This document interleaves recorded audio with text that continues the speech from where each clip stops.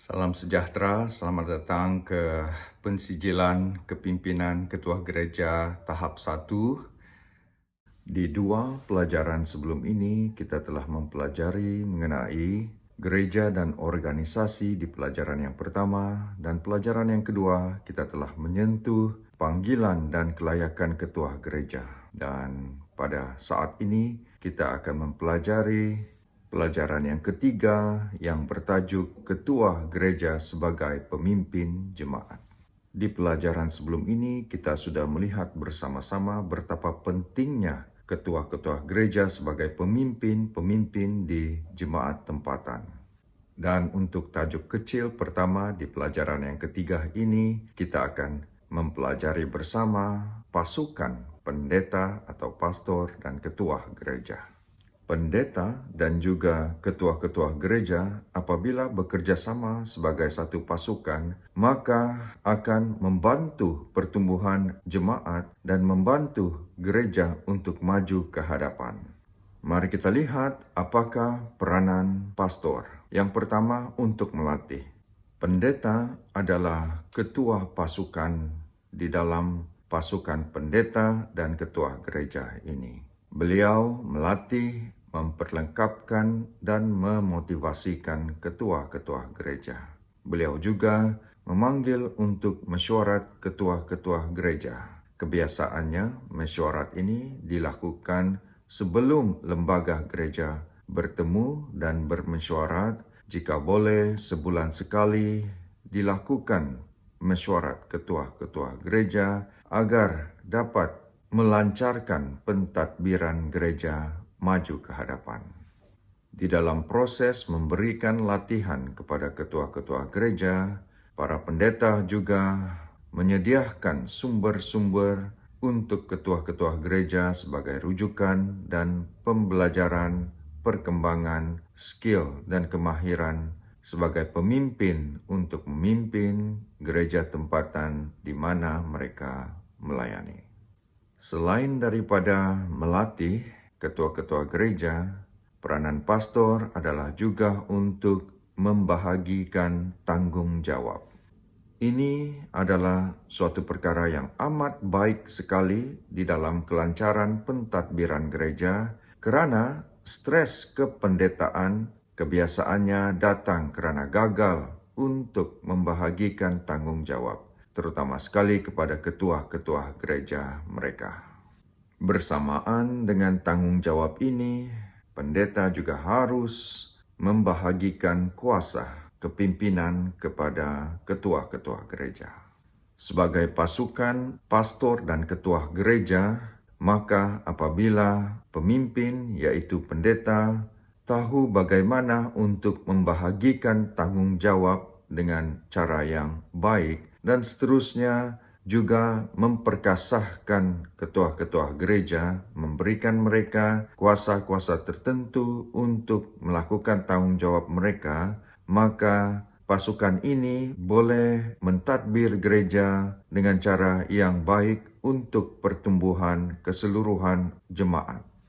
Sebab itulah dikatakan apabila pendeta gagal untuk membahagikan tanggung jawab, maka akan menjemput stres-stres kependetaan atau pekerjaan yang tidak diperlukan, dan semuanya ini akan membantu pertumbuhan gereja. Pada masa yang sama, ada juga pendeta-pendeta yang tidak memperkasahkan atau membahagi kuasa kepada ketua-ketua gereja untuk memimpin, yang telah menyebabkan talenta dan skill ketua-ketua gereja tidak dapat digunapakai di dalam pertumbuhan gereja.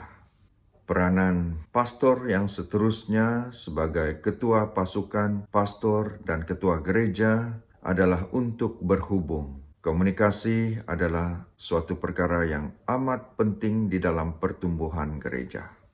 Hubungan yang baik di antara pendeta dan ketua gereja akan mengaktifkan kelancaran pentadbiran gereja dan pertumbuhan gereja. Sebab itulah kita mempelajari 4 poin yang dibariskan di PowerPoint ini untuk memastikan hubungan ini berjalan dengan lancar.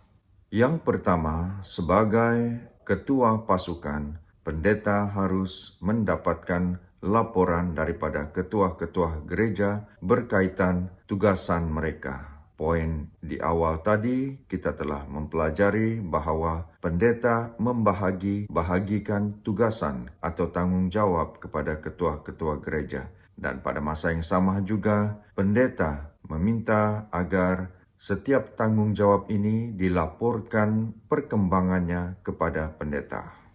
Poin yang kedua, para pendeta juga harus selalu menggalakkan para ketua gereja untuk menitik beratkan pertumbuhan rohani mereka secara pribadi. Ketua gereja yang menikmati pertumbuhan rohani pribadi yang kuat bersama dengan Yesus Kristus setiap hari membolehkan mereka memikul tanggung jawab sebagai ketua gereja dengan baik, terutama sekali di dalam pasukan pastor dan ketua gereja. Dan ini juga membantu ketua-ketua gereja senantiasa kuat di dalam iman, dan kekuatan iman ini membantu mereka berfungsi dengan baik sebagai suami, sebagai ayah, menjaga rumah tangga, pekerjaan mereka, karier mereka, dan terlebih sekali pelayanan mereka buat jemaat tempatan. Pendeta juga yang menyediakan jadwal berkhotbah harus menyediakannya dalam bentuk bertulis ataupun dalam bentuk yang ditaip supaya ini boleh diedarkan dan diberikan kepada setiap ketua gereja agar mereka dapat membantu sama di dalam mengendalikan terutama sekali kebaktian-kebaktian di gereja pada setiap hari Sabat.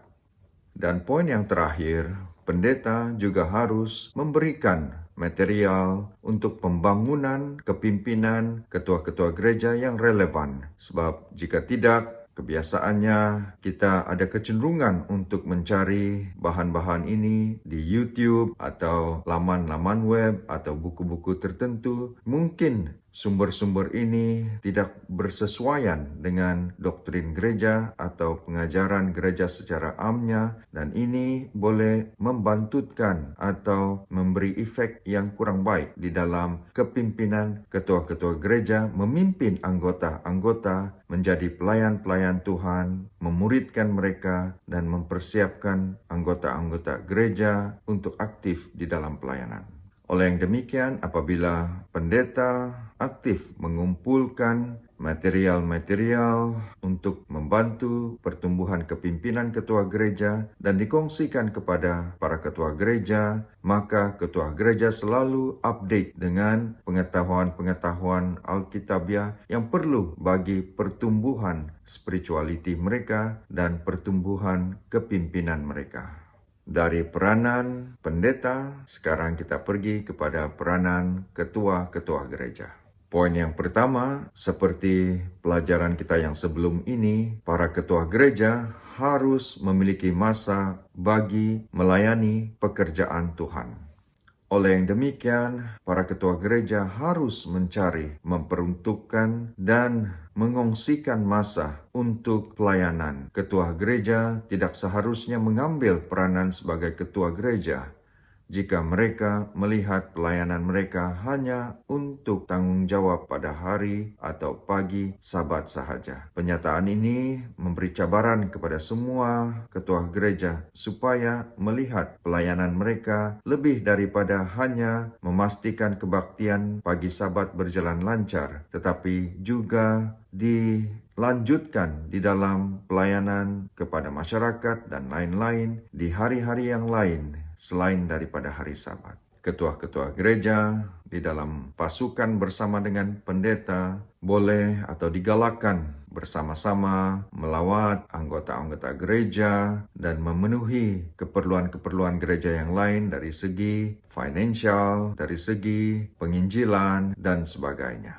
Peranan ketua gereja yang seterusnya, dan bagi pendapat saya ini amat penting sekali sebagai satu pasukan, pendeta dan ketua gereja, yaitu memaksimumkan kekuatan pendeta. Atau dalam erti kata yang lain, menyokong dan menjadi penolong atau pembantu kepada pendeta agar pekerjaan pembangunan dan pentadbiran gereja dapat dilaksanakan dengan lebih lancar. Sebab kita harus sadar bahwa tiada pendeta yang baik dalam semua perkara. Ketua gereja harus menjadi penyokong pada mereka untuk mengimbangi kelemahan pendeta. Dengan cara yang demikian, sebagai satu pasukan ini yang terdiri daripada individu-individu yang memiliki kebolehan atau talenta dan skill yang pelbagai, apabila diguna pakai secara kesatuan dan di dalam semangat bekerja sama, maka banyak sekali perkara dari hal pelayanan gereja yang dapat dilakukan dengan cara yang paling terbaik dan istimewa.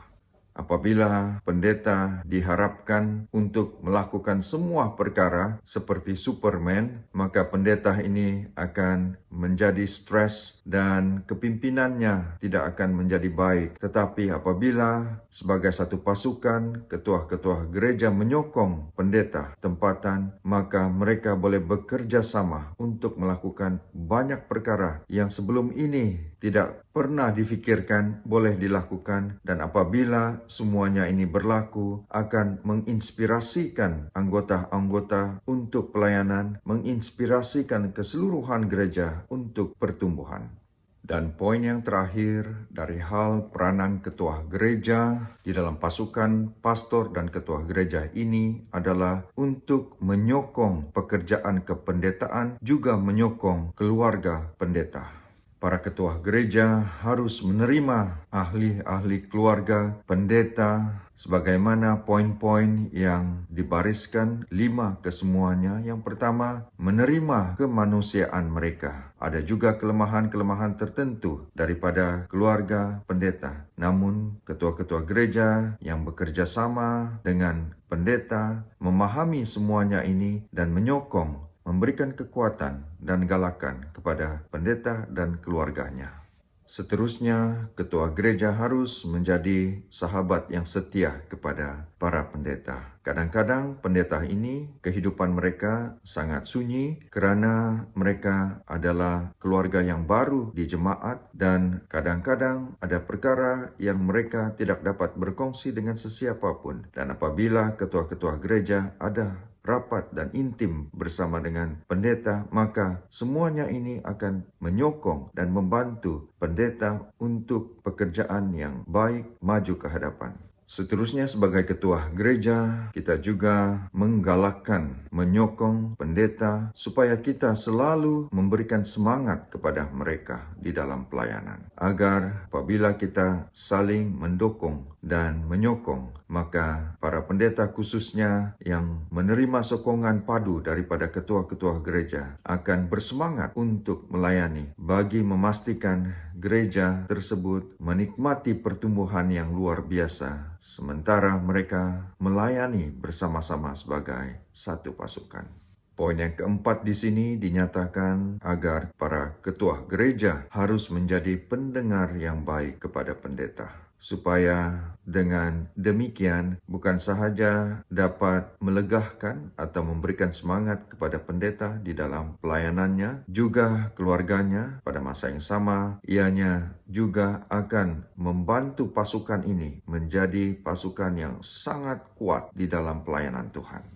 Dan poin yang terakhir, di dalam menyokong dan mendorong para ketua gereja juga harus mendoakan pendeta dan keluarganya di hadapan umum atau di hadapan gereja, supaya dengan cara yang demikian, di bawah kuasa Tuhan, di bawah kuasa Roh Al Kudus, bukan sahaja pendeta, bukan sahaja ketua gereja, tetapi seluruh jemaat merasakan kesatuan di dalam pelayanan, merasakan kesatuan di dalam iman, dan bersama-sama bersemangat untuk maju ke hadapan, membawa gereja ke anjakan paradigma yang lebih tinggi di dalam pencapaian pelayanan dan perkhidmatan, memenuhi keperluan masyarakat di sekeliling. Dan semuanya ini mengangkat amanat agung yang Tuhan sudah berikan kepada setiap jemaat tempatan.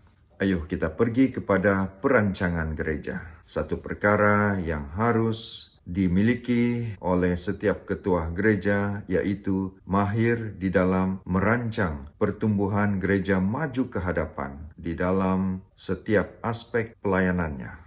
Perancangan ini harus berdasarkan Alkitab. Ada 3 poin yang saya ingin kongsikan. Yang pertama, gereja adalah gergasi yang lena menunggu untuk dibangunkan. Apabila anggota-anggota semakin bertumbuh bilangannya di dalam gereja, jika tidak ada perancangan, pemuridan, dan sebagainya, maka anggota-anggota ini akan lena di dalam gereja dan tidak aktif. Oleh yang demikian, apabila ketua gereja mengenal pasti akan tanggung jawab penting mereka bagi merancang untuk pertumbuhan gereja, maka semua anggota-anggota ini boleh dibawa kepada kebangkitan rohani untuk pelayanan bagi Tuhan.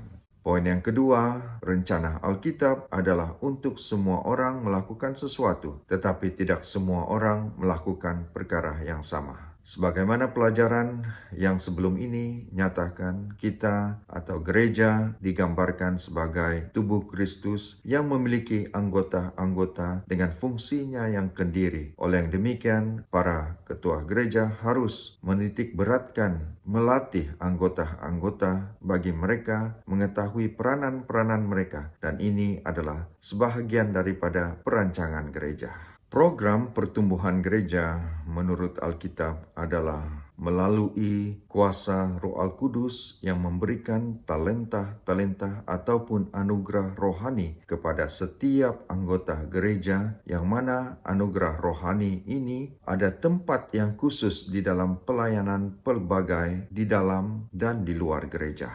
Oleh yang demikian, para ketua gereja bersama dengan pendeta harus menitik beratkan dari hal anugerah rohani kepada setiap anggota, sebab ini adalah konsep yang ditekankan di Perjanjian Baru, di mana Roh Kudus memberikan talenta-talenta yang khusus kepada setiap anggota di dalam tubuh Yesus bagi mereka berfungsi dengan baik untuk melanjutkan amanat agung yang Tuhan berikan kepada setiap jemaat bagi memenuhi misi Yesus Kristus. 4 poin yang seterusnya ini dari hal. Sebelum kita teruskan, saya ingin tanyakan beberapa soalan. Sebagai ketua-ketua gereja, adakah Anda mengetahui anugerah rohani Anda? Dan anggota-anggota di gereja Anda mengetahui ataupun tidak anugerah rohani mereka? Berapa persen di dalam gereja atau jemaat tempatan Anda, anggota-anggota yang mengetahui akan anugerah rohani mereka? Semua soalan ini kita harus tanyakan kepada diri kita di dalam kepimpinan dan perancangan gereja, supaya apabila kita maju ke hadapan, kita boleh memastikan setiap anggota gereja mengetahui anugerah rohani mereka, agar mereka dapat berfungsi dengan baik di pelayanan di mana Tuhan sudah rencanakan di dalam hidup mereka.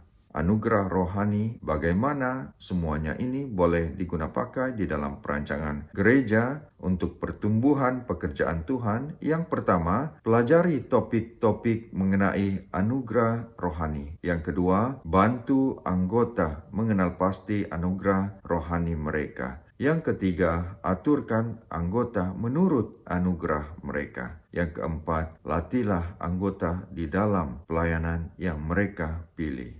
Ini adalah satu proses, dan proses ini harus dilakukan dengan penuh kasih, penuh ketelitian, penuh kebersediaan untuk memimpin setiap anggota, dimuridkan dengan cara yang terbaik agar mereka terlibat sama di dalam pertumbuhan gereja.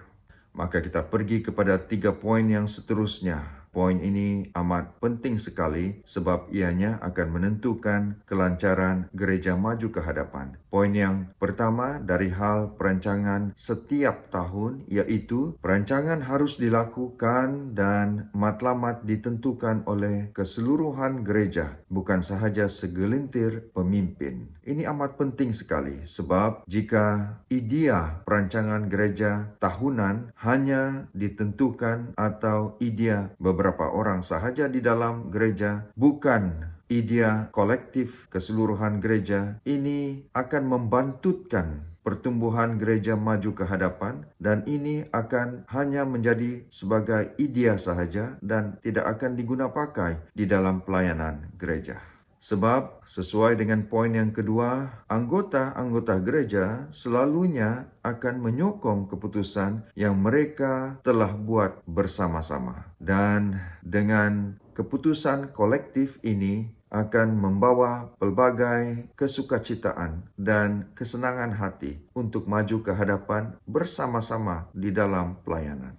Contoh-contoh perkara yang harus dimasukkan di dalam perancangan tahunan gereja, yaitu seperti penilaian atau evaluasi, penginjilan, jabatan-jabatan atau pelayanan yang ingin dilakukan, budget gereja, kebaktian, dan lain-lain. Dan pada akhirnya, selain daripada diminitkan di dalam mesyuarat lembaga gereja, semuanya ini juga dibariskan di dalam takwim gereja agar setiap anggota tahu perjalanan maju ke hadapan daripada bulan pertama hingga bulan terakhir tahun-tahun tersebut. Kita pergi kepada topik pemilihan pegawai gereja. Suatu perkara yang biasa dilakukan setiap tahun bagi setiap gereja tempatan. Sebelum pemilihan, ada 3 perkara yang kita harus titik beratkan. Yang pertama, maklumat lanjut untuk pemilihan pegawai gereja terdapat di manual gereja. Kita harus mempersiapkan pengetahuan kita dengan membaca bahagian berkaitan pemilihan pegawai gereja di manual gereja ini supaya menyediakan kita untuk mesyuarat dan untuk pelayanan-pelayanan tertentu boleh berjalan dengan lancar maju ke hadapan.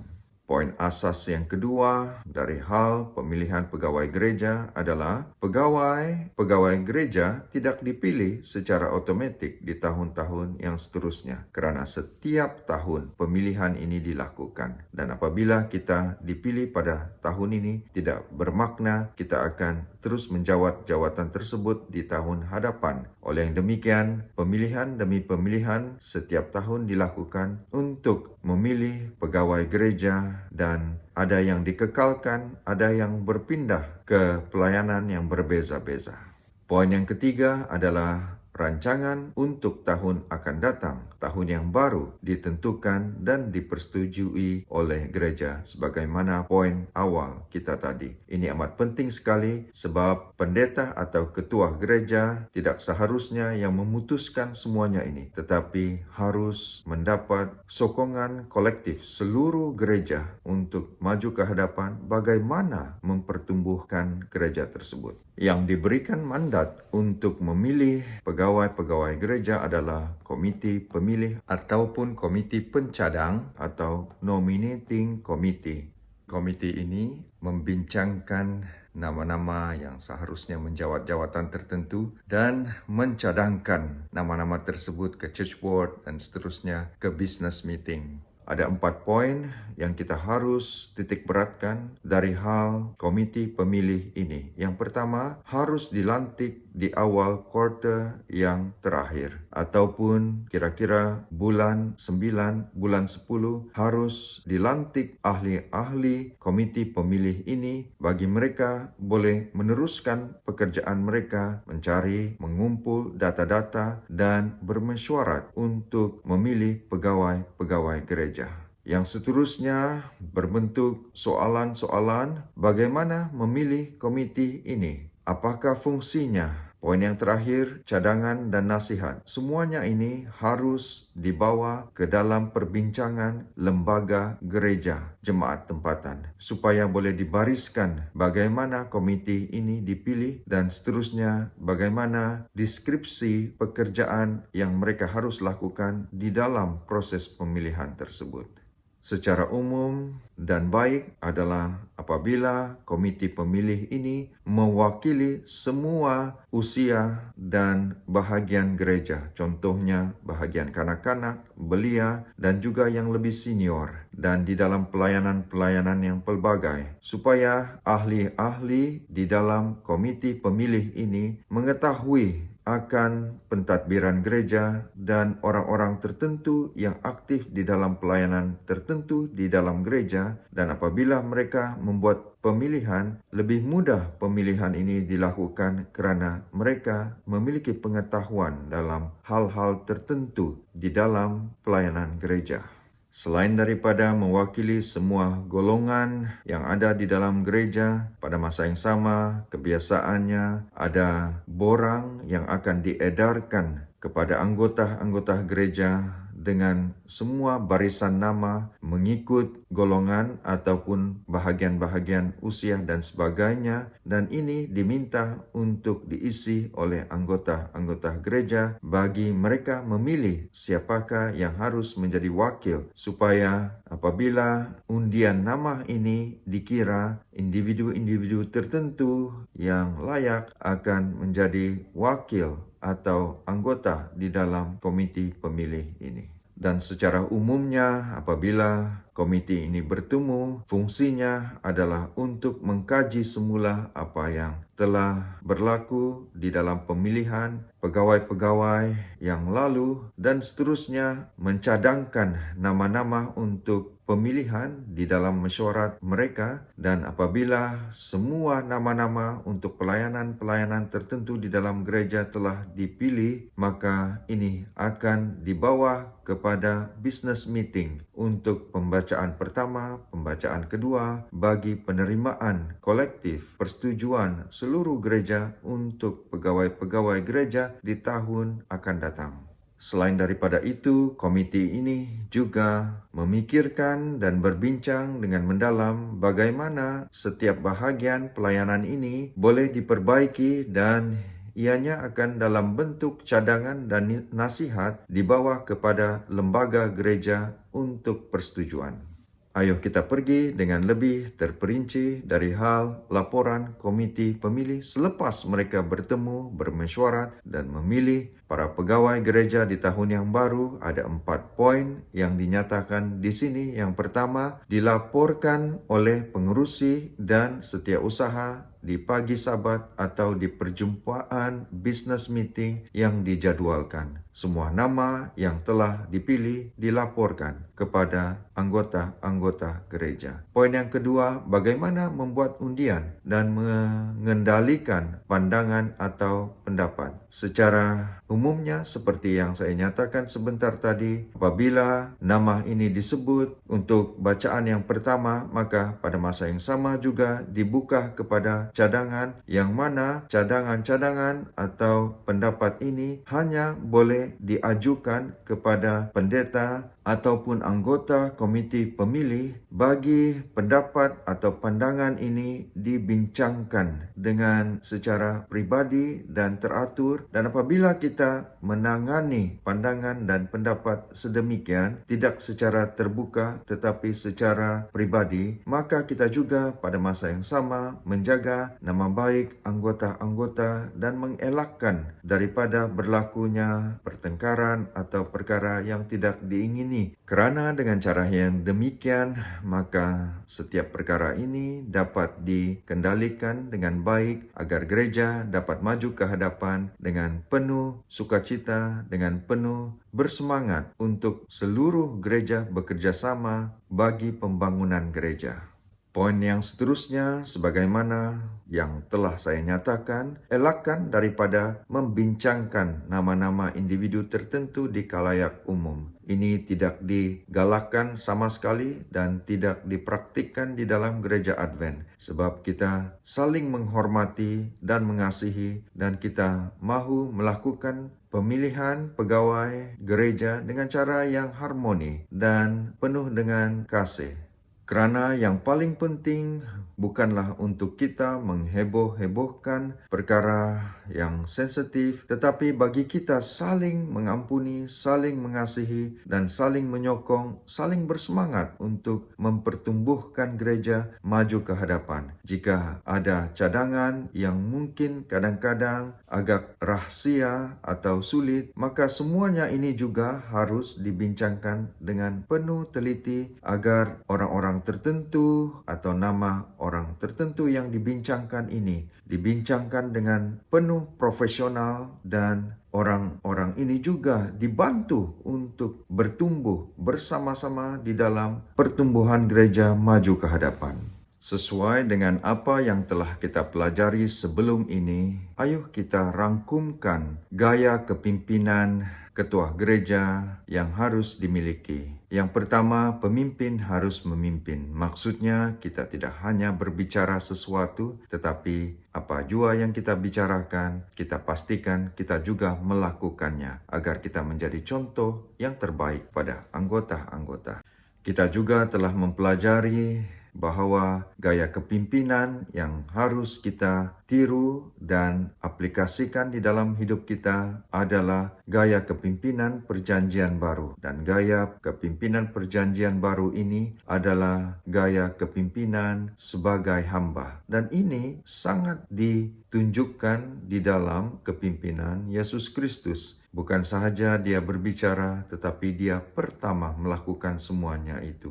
Malah semangat untuk melakukan apa yang Bapaknya telah berikan kepada dia sebagai misi keselamatan dunia ini, dia penuhkan sampailah dia mati di atas kayu salib. Semangat sebagai pemimpin hamba yang sangat luar biasa sekali yang ditunjukkan oleh pemimpin agung kita Yesus Kristus. Dan yang terakhir dikatakan di sini adalah pemimpin sebagai pendorong, dan bukannya untuk menjatuhkan, tetapi untuk membangun, memberikan semangat, menginspirasikan anggota-anggota, menginspirasikan antara satu dengan yang lain, agar apabila kita bekerja sama sebagai satu pasukan, maka gereja boleh menikmati pertumbuhan yang indah dan luar biasa.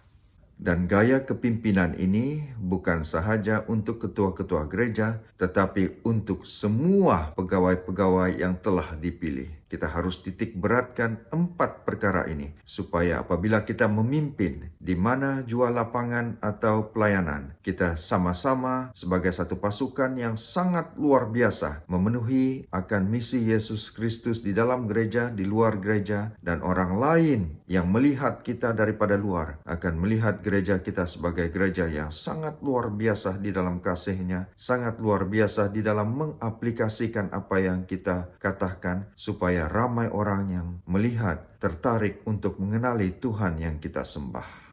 Dari hal pelbagai komiti yang ada di dalam gereja, ada 6 poin yang saya ingin ketengahkan di sini. Yang pertama, kita harus senantiasa mengetahui setiap komiti di dalam gereja harus memiliki tujuannya. Di samping itu, setiap anggota di dalam komiti tersebut harus juga mengetahui deskripsi pekerjaan mereka, agar mereka setiap seorang boleh berfungsi dengan baik. Dan semua komiti ini harus dipilih di dalam perjumpaan business meeting, agar gereja secara keseluruhan mempersetujui pembentukan komiti-komiti ini dan fungsi mereka. Dan contoh yang paling umum yang kita ketahui adalah setiap gereja tempatan memiliki lembaga gereja ataupun church board yang mana dipilih oleh komiti pemilih. Dan ada komiti-komiti lain juga. Contohnya di dalam setiap jabatan ada komiti-komiti tertentu, komiti di dalam belia, kepathfinderan, ketua gereja, dan sebagainya. Semuanya ini akan dibawa naungan lembaga gereja,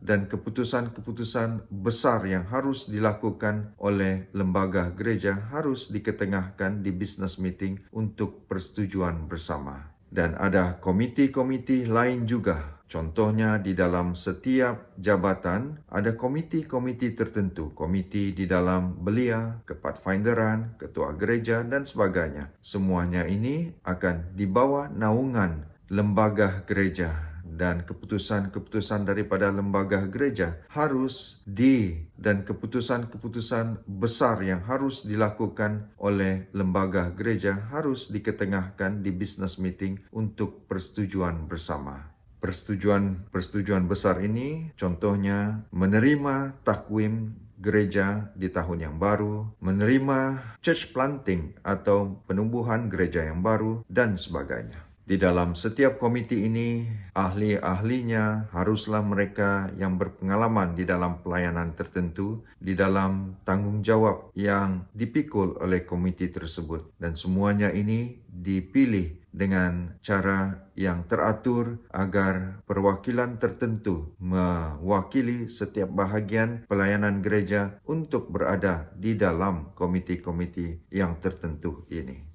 Dan yang terakhir, di dalam komiti ataupun lembaga gereja, pengurusinya kebiasaannya adalah pendeta. Dan adalah menjadi galakan saya supaya setiap pendeta mengambil tanggung jawab sebagai pengurusi di dalam lembaga gereja. Dan untuk komiti-komiti yang lebih kecil, untuk pelayanan-pelayanan tertentu di dalam gereja, sebagai contoh sekolah sabat, jabatan kanak-kanak, dan lain-lain, maka ketua jabatan-jabatan ini atau pelayanan ini boleh mempengerusikan komiti-komiti mereka dan menjemput pendeta sebagai penasihat kepada komiti ini. Di dalam keadaan-keadaan tertentu, contohnya pendeta baru berpindah ke gereja yang baru, khususnya gereja yang besar, di dalam mempengerusikan lembaga gereja, bolehlah terlebih dahulu dibantu oleh ketua gereja yang pertama, agar pendeta memiliki ruang untuk belajar dan mengetahui situasi gereja, dan di bulan-bulan akan datang bolehlah pendeta tersebut mengambil alih mempengerusikan lembaga gereja daripada ketua gereja pertama untuk meneruskan pentadbiran gereja.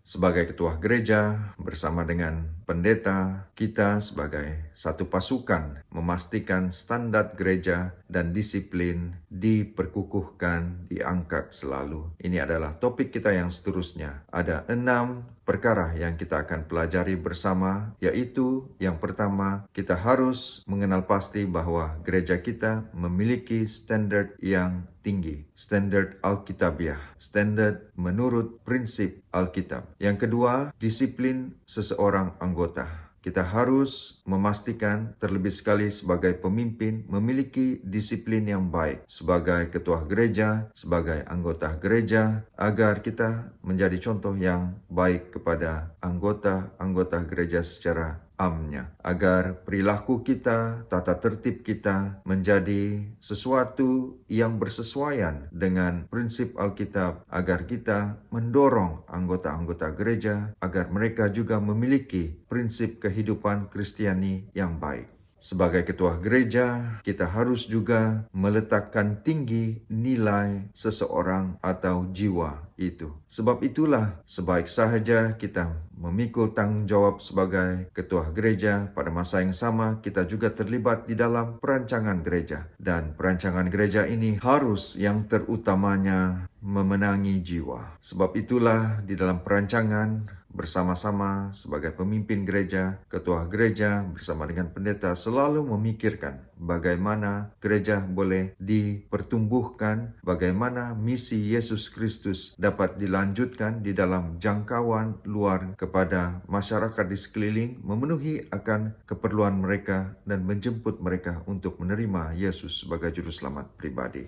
mereka. Poin yang seterusnya memberitahukan kepada kita kesedaran akan betapa seriusnya dosa. Kita harus mengalami penyerahan kepada Tuhan setiap hari, sebagaimana yang kita telah pelajari di awal tadi, supaya hidup penyerahan ini akan dipimpin oleh Roh Tuhan, memperkasahkan kita dan membantu melawan pencobaan-pencobaan di dalam hidup. Sebab dosa adalah perkara yang sangat serius yang boleh membantutkan keberhasilan dan keaktifan pekerjaan ketua gereja. Di dalam mempraktikkan kepimpinan sebagai ketua gereja dan melakukan pelayanan, terlebih sekali menjangkau jiwa-jiwa, metode yang harus diangkat dan digunakan pakai adalah metode daripada Yesus Kristus. Sebab dengan menggunakan pakai metode Yesus Kristus akan menjamin keberhasilan pelayanan kita, kerana kuasa Tuhan bersama dengan kita.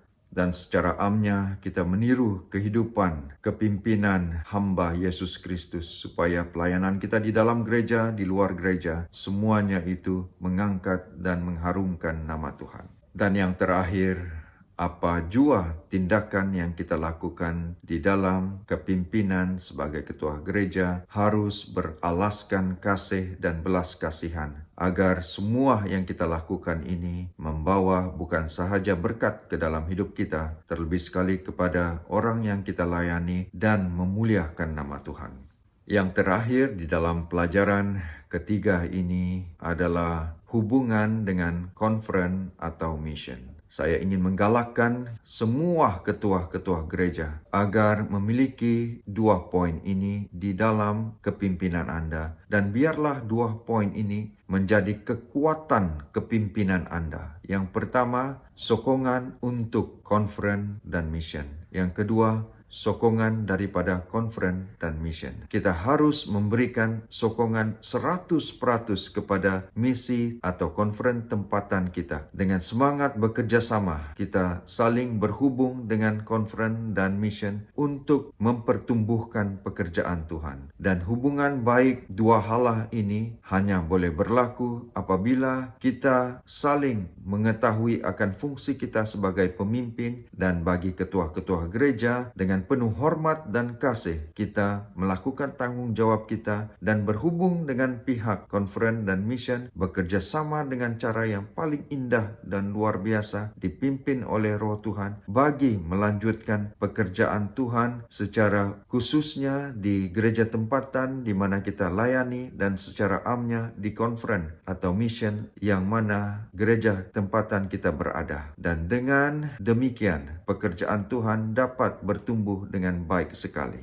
Terima kasih kerana telah bersama dengan saya di dalam pelajaran yang ketiga ini. Adalah menjadi pengharapan dan doa saya melalui poin-poin yang telah kita pelajari bersama ini akan memperkasahkan setiap ketua gereja di gereja tempatan kita menjadi contoh yang terbaik akan kasih Yesus Kristus, pelayanan Yesus Kristus, tabiat Yesus Kristus kepada setiap anggota-anggota, bekerja sama dengan begitu intim sekali dengan pendeta, juga pegawai-pegawai lain di gereja, bagi memuridkan anggota-anggota gereja agar mereka mengetahui akan anugerah rohani mereka sebagai satu pasukan gereja tempatan. Seluruh anggota menyokong pekerjaan Yesus Kristus agar ramai orang dapat disentuh di dalam rencana keselamatan Yesus dan kedatangan Yesus boleh dipercepatkan. Terima kasih dan Tuhan memberkati kita semua.